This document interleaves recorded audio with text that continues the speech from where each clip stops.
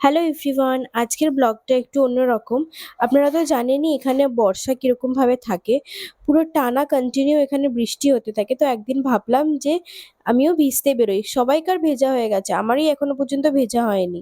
আর এই যে আমি মাথায় শাওয়ার ক্যাপ পরে ভিজতে বেরিয়েছি, কারণ আমার তো টনসিলের প্রবলেম আছে। আর ভিজলেই আমি জ্বরে পড়ে যাই। তাই চেষ্টা করি যে মাথাটা না ভিজিয়ে ভেজার জন্য, তখন একটু শরীরটা ঠিক থাকে, খুব বেশি খারাপ হয় না। আর এই যে আজকে যাচ্ছি চারিদিকে পাহাড় দেখতে দেখতে। সমুদ্রের দিকে তো সবসময়তেই যাই, তাই ভাবলাম যে আজকে আর সমুদ্রের দিকে না, আজকে পাহাড়ের দিকে যাব। এই যে একটু আগে বিল্ডিং গুলো দেখালাম, কিছুদিন আগে পর্যন্ত ওখানে কিছু ছিল না, পুরো চারিপাশে পাহাড় পাহাড় সব ছিল। আর এই কদিনের মধ্যে কত বিল্ডিং হয়ে গেছে, আমি তো তাই দেখছিলাম। এই যে এখানে যেরকম পাহাড় দেখতে পাচ্ছেন, কি সুন্দর লাগছে দেখুন ওপরটা, কি দারুণ লাগছে। ঠিক এইভাবেই পুরোটাতেই পাহাড় ছিল, কিন্তু ওই যে আজকাল সবই ডেভেলপড হয়ে যাচ্ছে। কবে এসে দেখবো এইখানের এই পাহাড়গুলোও নেই, এখানেও হয়তো বিল্ডিং হয়ে গেছে। ভিডিওতে খুব বেশি বোঝা যাচ্ছে না, কিন্তু এত জোর বৃষ্টিটা হচ্ছে, পুরো মনে হচ্ছে মুখের মধ্যে কে এসে চড় মারছে।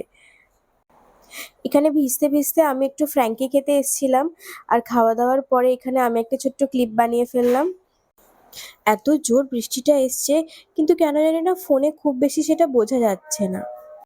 আমার তো বাড়িতে যেতেই ইচ্ছা করছিল না। আমি যে বন্ধুটার সাথে এসছি, সে তো মনে হয় বৃষ্টি শুরু হওয়ার প্রথম দিন থেকেই ভিজতে আরম্ভ করে দিয়েছে। তাই আজকে আমার সাথে রেনকোট পরে ভিজতে এসছে, কারণ ও এত ভিজেছে যে ওর ঠান্ডা লেগে গেছে। মা তো আমাকে বলেই দিয়েছে যে ভিজতে যাচ্ছ যাও, যদি এসে জ্বরে পড়ো তো আমি কিছু দেখবো না, সোজা ঘর থেকে বের করে দেবো। তাই কিছুটা মনের মধ্যে ভয়ও আছে। আর এদিকে আমি তাড়াতাড়ি ঘরেও ফিরে এলাম। আর এদিকে এসে দেখি আমাদের বিল্ডিং এর এখানে লিফটটা বন্ধ। তাই পাশের যে বিল্ডিং এ ওখান দিয়ে যাব। আমাদের এখানে দুটো উইং আছে, এ উইং আর বি উইং, বাট টেরেসটা কিন্তু জয়েন্ট। তো সেই জন্য এই পাশ থেকে না উঠতে পারলে ওই পাশ থেকে ওঠা যায়, ওই দিক দিয়ে উঠে এদিক দিয়ে আমি নেমে যেতে পারবো। তাই যখন লিফট খারাপ হয়ে যায়, ছাদের সব দরজাগুলো খুলে দেয় যাতে আমরা এদিক থেকে ওদিকে যেতে পারি। আর এই যে এই বিল্ডিংটার কথা বলছিলাম না, যখনই ওপরে আসি এই বিল্ডিংটা দেখলেই যেন কিরকম একটা ভয় ভয় লাগে। কারণ সেই সময় এই বিল্ডিংটার মধ্যে এত সবাই করোনা পেশেন্ট থেকে আরম্ভ করে কোয়ারেন্টাইনে থাকতো, তাই এখনো যেন কিরকম একটা গা শিউরে ওঠে এটা দেখলে।